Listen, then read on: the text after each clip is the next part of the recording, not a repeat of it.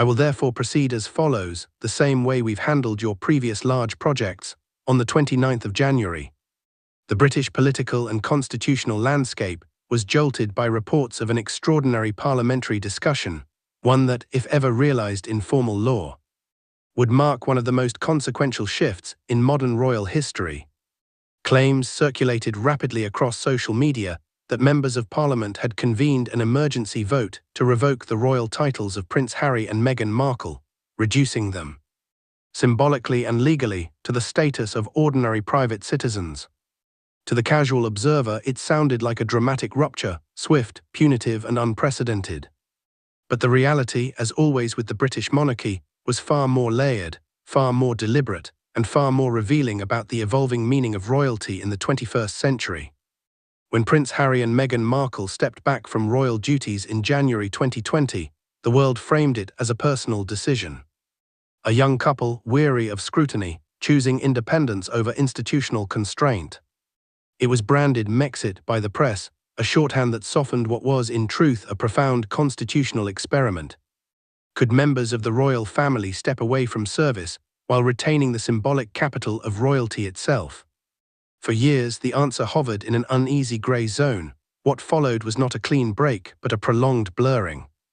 Royal styling appeared in unexpected places: private invitations, diplomatic correspondence, charitable introductions, media bios, and commercial ventures. Titles that were meant to signify service to the crown increasingly functioned as social currency, lending credibility, access, and prestige far beyond Britain's borders. Exit agreements designed to separate the Sussexes from official royal duty began to look porous. The style of His and Her Royal Highness, formerly retained but not used, surfaced quietly in private contexts. Dukedom titles appeared in international paperwork. Royal association was implied, if not explicitly stated, across philanthropic branding and overseas engagements. These actions did more than defy palace expectations. They reopened a constitutional debate Britain had avoided for generations. What does it mean to be royal in a globalized, commercialized world where status itself can be monetized?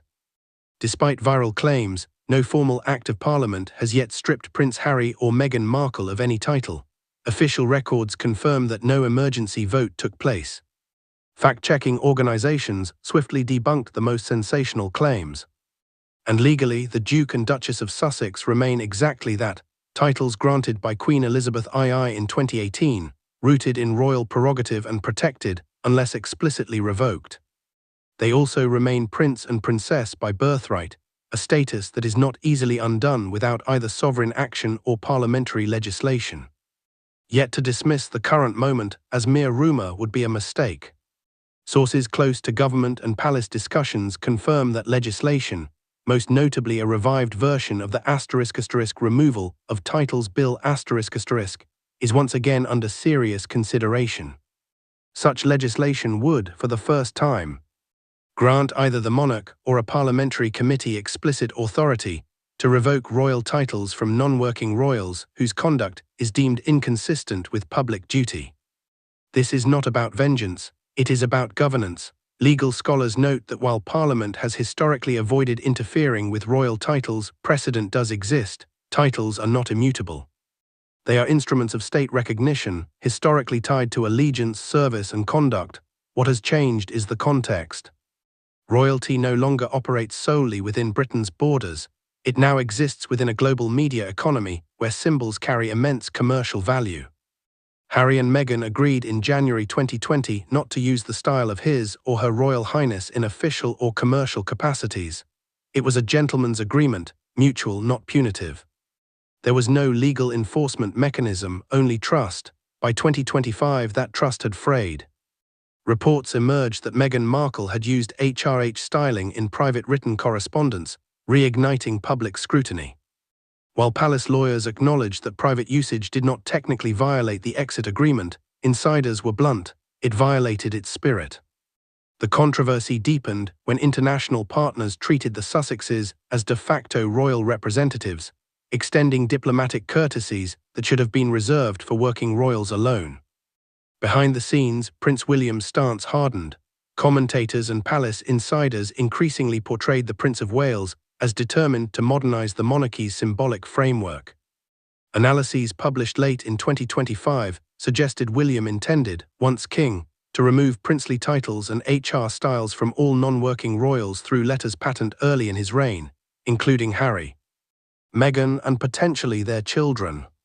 This would not require Parliament, it would require resolve. The precedent had already been set. In 2025, King Charles III formally removed Prince Andrew's HRH styling and military affiliations via royal prerogative and letters patent. Though Andrew retained his hereditary dukedom, the move demonstrated that the Crown could act decisively without legislative intervention. Public sentiment followed. Polling throughout 2025 and early 2026 revealed growing support for tighter rules governing royal titles, particularly where former royals engage in commercial or media enterprises that trade on their former status. To many Britons, the line between public service and personal branding had become dangerously blurred. When Harry and Meghan announced their departure 5 years earlier, few anticipated this level of institutional fallout. Queen Elizabeth II had personally brokered the transition, seeking balance, independence for the couple, dignity for the Crown. The terms were explicit: no public funding, no official duties, no use of HRH in any capacity tied to representation or commerce. What remained ambiguous was enforcement. The palace trusted restraint. Time would prove that trust misplaced. By 2023, Archuel had grown into a complex media and philanthropic enterprise.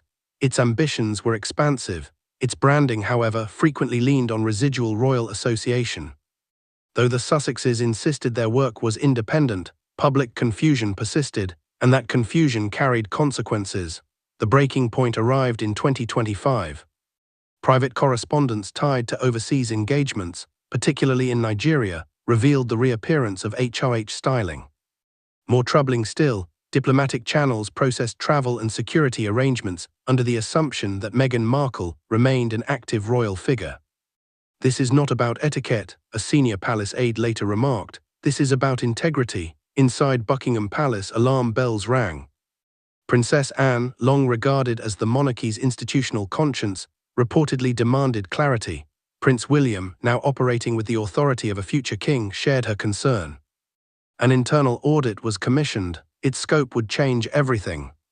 The internal audit, quietly authorized but firmly endorsed, marked the moment when private family strain crossed into institutional reckoning.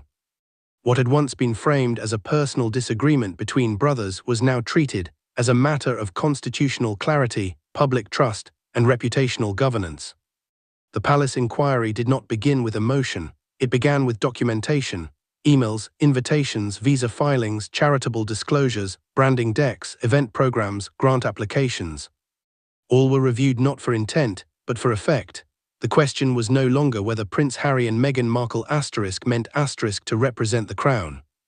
The question was whether the world had been led to believe that they did. The answer, according to multiple advisors involved in the process, was unequivocal. Across international engagements, the Sussexes were being received as quasi-official royals, hosts deferred, governments accommodated, media framed appearances as royal-adjacent tour. In some cases, security protocols and diplomatic privileges were extended that would never have been granted to private citizens. Nigeria became the case study. Marketed publicly as a philanthropic visit, the trip had been processed locally through channels typically reserved for official delegations. Communications reviewed by the palace revealed language implying Crown alignment, language that had not been approved, authorized, or even known by Buckingham Palace at the time. For Princess Anne, this was the line. She had spent decades reinforcing one core principle: royal legitimacy is earned through service, not symbolism. Titles were not accessories. They were responsibilities, and responsibility without accountability was, in her words, institutional corrosion. Prince William agreed. By late 2025, the Prince of Wales had already begun laying the groundwork for reform. His advisors confirmed that he viewed the Sussex situation not as an isolated breach, but as a warning of what unchecked ambiguity could produce in a digital age where optics travel faster than truth. The monarchy, he believed, had to reassert authorship over its own identity. The joint statement released in January 2026, signed by Princess Anne and Prince William, was therefore not impulsive. It was calibrated, every line was weighed, every word carried consequence. It did not accuse, it clarified, it drew boundaries where none had been enforced before.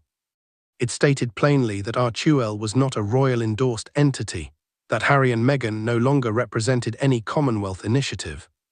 That continued ambiguity around titles and styling was unacceptable, and that a formal review process, under royal prerogative, was now underway. Public reaction was swift and revealing. This was not a country turning on a couple, it was a public responding to clarity. Polling showed majority support for the position taken by Anne and William, particularly among those who had previously been indifferent or even sympathetic to the Sussexes' departure. What resonated most was not punishment but principle. Within days, the ripple effects began, charitable partners paused, media contracts were reassessed. Language across digital platforms was quietly edited, references to royal affiliation disappeared without explanation, silence replaced defiance. Behind closed doors, King Charles III watched carefully. Those close to the monarch insist this was not abdication of authority, but a conscious delegation of enforcement. Charles, long familiar with public scrutiny and private missteps, allowed the institution to speak through those most closely associated with its future and its moral spine. He did not rush to intervene, he did not contradict, he allowed consequence to unfold. When private communication between father and son stalled, it was not out of cruelty. It was out of recognition that reconciliation without resolution would only perpetuate confusion. The Crown Service Foundation, launched days later, was the strategic counterweight. Where RTUL had blurred lines, the foundation drew them sharply. No personal titles in branding, independent audits, transparent governance, service without spectacle, visibility without vanity. Its reception confirmed what the palace had suspected all along. The public still trusted the monarchy when it behaved like an institution, not a celebrity brand. As scrutiny of RTUL intensified, both in the UK and the United States, the narrative shifted decisively. What had once been framed as persecution now looked increasingly like oversight. Not vengeance but verification, and then came the final step. The palace announcement suspending the use of the Duke and Duchess of Sussex titles was brief, clinical, and irrevocable in tone. It did not erase history, it did not rewrite birthright, but it severed the functional connection between royal honour and private enterprise. From that moment forward, Harry and Meghan were no longer permitted to trade, explicitly or implicitly, on royal association. For the monarchy, this was not the end of a feud. It was the restoration of authorship. For Harry and Meghan, it was the collapse of the last remaining ambiguity, the realization that proximity to the crown could no longer substitute for alignment with it. In the end, this was never about punishment, it was about definition. The monarchy, facing a century shaped by media saturation, global branding, and cultural volatility, chose clarity over sentiment. Duty over nostalgia, structure over sympathy. Princess Anne captured it best in her closing remarks weeks later: titles do not confer trust, conduct does, service does. And when trust is tested, clarity is the only responsible response. And so the chapter closed, not with shouting, not with scandal, but with a quiet, methodical severance that reaffirmed an ancient truth in a modern age. The crown endures not because of who claims it, but because of